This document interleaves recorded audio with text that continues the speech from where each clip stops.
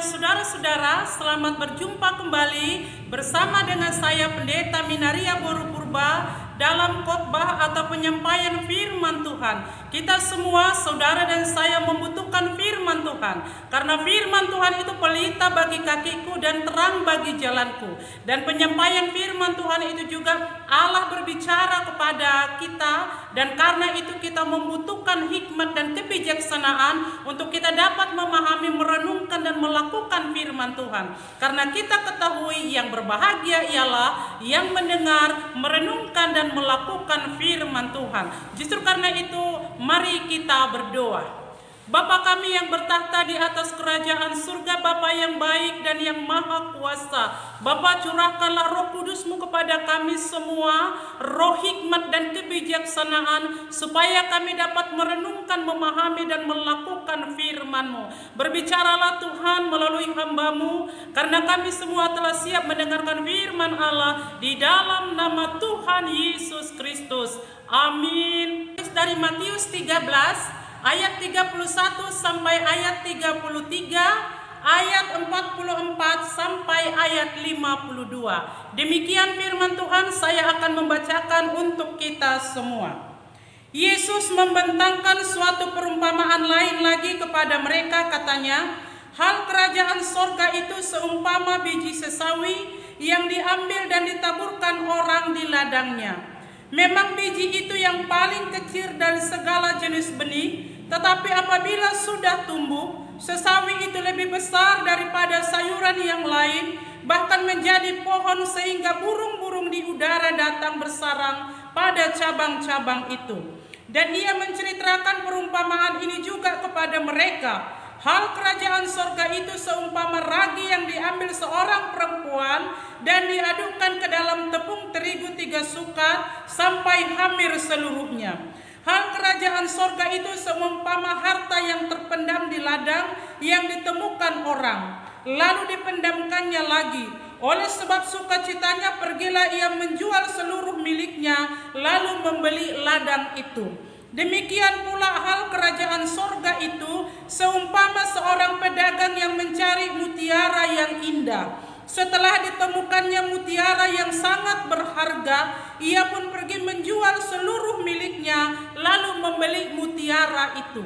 Demikian pula hal kerajaan sorga itu seumpama pukat yang dilabuhkan di laut, lalu mengumpulkan berbagai-bagai jenis ikan. Setelah penuh, pukat itu pun diseret orang ke pantai, lalu duduklah mereka dan mengumpulkan ikan yang baik ke dalam pasu, dan ikan yang tidak baik mereka buang.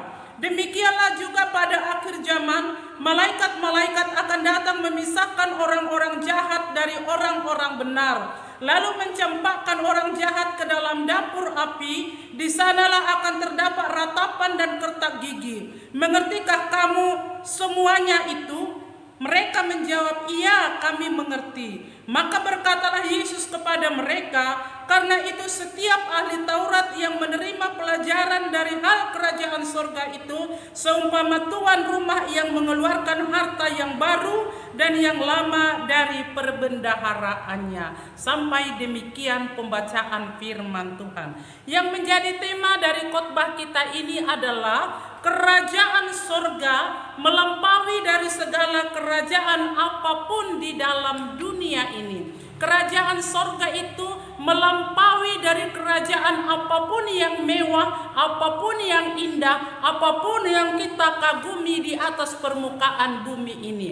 Yesus gemar membuat perumpamaan. Yesus sering mengajar melalui perumpamaan. Perumpamaan itu memudahkan orang mengerti, karena Yesus adalah guru. Dia lebih tahu, lebih pintar mengajar manusia. Justru karena itu sekali lagi dia sering membuat perumpamaan untuk lebih orang memudahkan pengajarannya. Yesus berbicara tentang kerajaan sorga. Dia mengajar kerajaan sorga melalui perumpamaan. Ada 5 hal perumpamaan yang Yesus ajarkan. Pertama, perumpamaan tentang biji sesawi. Yang kedua, ragi. Yang ketiga, harta yang terpendam. Yang keempat, mutiara yang terpendam. Yang kelima adalah pukat. Bapak, Ibu, dan saudara-saudara, dari 5 perumpamaan itu gampang, mudah dimengerti, dipahami oleh setiap orang. Karena dari 5 perumpamaan itu dipahami karena ada di berbagai profesi manusia.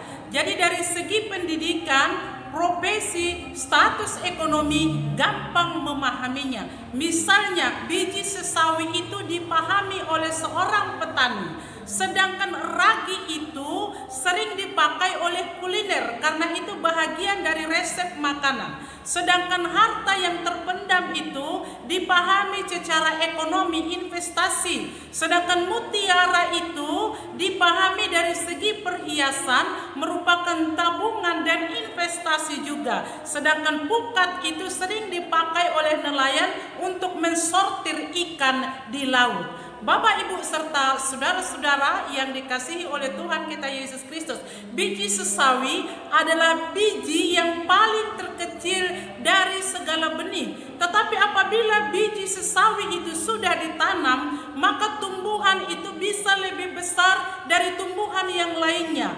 Pohonnya begitu kuat dan cabangnya juga begitu kuat. Bahkan burung pun bisa hinggap di ladang itu, manusia pun bisa berteduh di bawahnya. Demikianlah kerajaan sorga itu menjadi kuat dan menjadi tempat yang nyaman, bahkan tempat perteduhan manusia. Ya Yesus gunung batu di dunia, di dunia, di dunia, ya Yesus gunung batu di dunia, tempat berlindung yang teduh. Yesus itu tempat perlindungan. Kerajaan sorga itu tempat perlindungan. Dan karena itu tadi tema kita disebutkan, kerajaan Allah jauh lebih tinggi, jauh lebih hebat, jauh lebih bagus dari segala kerajaan yang indah, dari segala kerajaan yang baik di dunia ini. Dan karena itu selagi masih ada waktu, carilah kerajaan sorga menjadi milik saudara, investasi saudara di sorga kelak. Bapak, Ibu, serta saudara-saudara yang dikasihi oleh Tuhan Yesus Kristus, perumpamaan yang kedua adalah ragi. Ragi yang sedikit bila dimasukkan ke dalam tepung, itu diaduk-aduk, maka tepung yang sedikit bisa mengembang, bisa menjadi banyak. Dan itu bisa memberikan rasa kenikmatan dan dapat mengembangkan. Ini dapat kita pahami, kerajaan sorga itu juga bisa menjadi besar, bisa menjadi indah, bisa membawa keenakan kepada manusia. Karena itu selagi masih ada kesempatan, carilah dahulu kerajaan Allah dan kebenarannya, maka semua yang kamu inginkan, semua yang kamu hayalkan, semua yang kamu mimpikan, semua yang kamu mimpikan akan diberikan Tuhan ketika engkau mengutamakan kerajaan Allah lebih penting daripada kerajaan yang lainnya. Itulah makna ragi itu di dalam kehidupan manusia. Hal yang sedikit bisa mengembangkan. Sedikit saja imanmu, jika ada imanmu seperti perumpamaan di atas, sebesar biji sesawi saja, maka engkau punya kuasa bisa memindahkan gunung ke laut. Luar biasa, hal yang tidak rasio. Demikianlah memang di hadapan Tuhan, yang tidak mungkin bagi manusia akan mungkin bagi Allah. Terpujilah Tuhan Allah kita. Perumpamaan yang ketiga adalah harta yang terpendam. Karena begitu pentingnya harta yang terpendam itu, orang menjual miliknya untuk memiliki harta yang terpendam itu. Biarlah kiranya harta yang terpendam itu merupakan hal yang bisa membahagiakan kita, menginvest iman kita untuk boleh memiliki kerajaan yang lebih indah dari kerajaan sekarang di dunia ini dan pada kehidupan yang akan datang.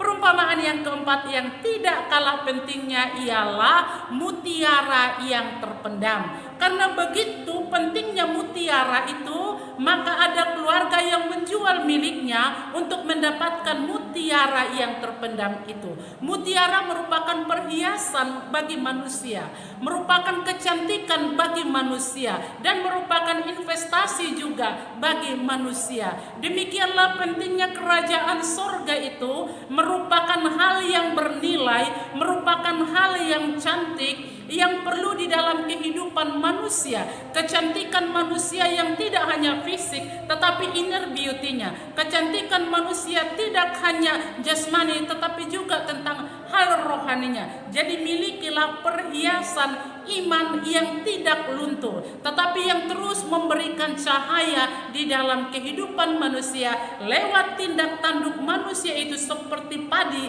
Ketika padi itu berisi, maka padi itu akan merunduk dan mencerminkan cahaya. Demikianlah kehidupan manusia itu diibaratkan seperti mutiara, bahkan diibaratkan juga seperti ilmu padi. Ketika kehidupannya semakin berisi, ketika imannya juga semakin bertumbuh, maka dia mencerminkan kehidupan yang rendah hati. Dia selalu rendah hati, karena orang yang rendah hati akan ditinggikan Allah, tetapi siapa yang meninggikan dirinya, hatinya di hadapan Allah, akan direndahkan oleh Allah. Untuk itu apa yang kita miliki perlu kita pertanggungjawabkan, bahkan perlu kita syukuri. Biarlah kerajaan sorga merupakan mutiara yang indah bagi saudara dan saya, merupakan kecantikan bagi kita semua secara inner beauty, dan hal yang bernilai bagi kita yang tidak perlu kita sepelekan, tetapi yang perlu kita banggakan di dalam nama Tuhan kita Yesus Kristus.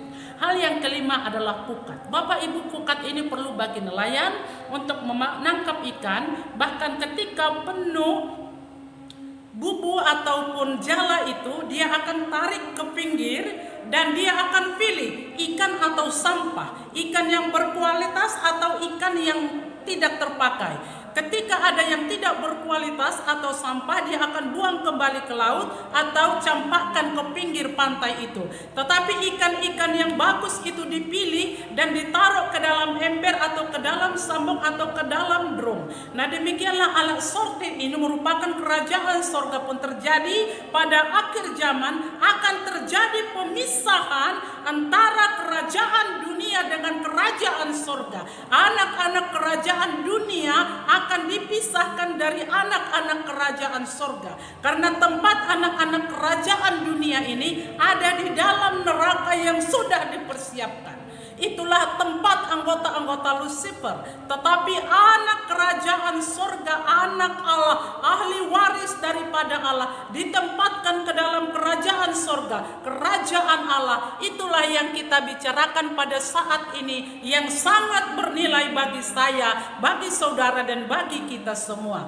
Maka dapat kita simpulkan, kerajaan sorga itu bernilai bagi manusia seperti tempat berteduh, tempat berlindung, tempat yang sangat mengenakan, mengembangkan, memberikan hal yang bernilai di dalam kehidupan kita. Harta yang dapat menjadi investasi di dalam kehidupan jasmani dan kerohanian kita kini di dunia ini dan yang akan datang di tempat kerajaan surga.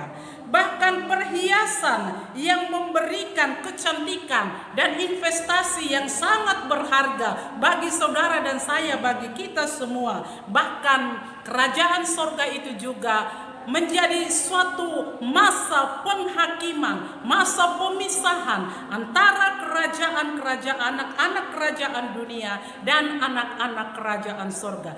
Biarlah perumpamaan-perumpamaan yang diajarkan oleh Yesus tentang kerajaan surga mengingatkan kita dan menyadarkan kita semua bahwa kerajaan surga itu diwariskan oleh Allah kepada saya, kepada saudara, kepada kita semua, menjadi hal yang sangat berharga, yang perlu kita jaga, yang perlu kita miliki, dan yang perlu kita aminkan. Satu hal yang perlu kita ketahui, bahwa kerajaan sorga itu tidak pada zaman yang akan datang saja, tetapi pada zaman ini pun kerajaan sorga itu sudah ada, yaitu kerajaan damai sejahtera, kerajaan kasih, kerajaan kemakmuran, dan kerajaan damai sejahtera, bahkan adanya penguasaan diri di sana, bahkan adanya pengampunan. Ketika hal-hal itu sudah kita miliki, maka aminkanlah ketika kita di dalam dunia ini kita pun sudah menikmati kerajaan sorga itu, dan itu juga menjadi tangga kita untuk memasuki kerajaan sorga yang akan datang, yang kekal selama-lamanya untuk saudara, untuk saya, dan untuk kita semua. Kita bernyanyi dari buku nyanyian rohani nomor 81, satu ayat bahasa Indonesia dan bahasa Batak demikian. Kerajaan Allah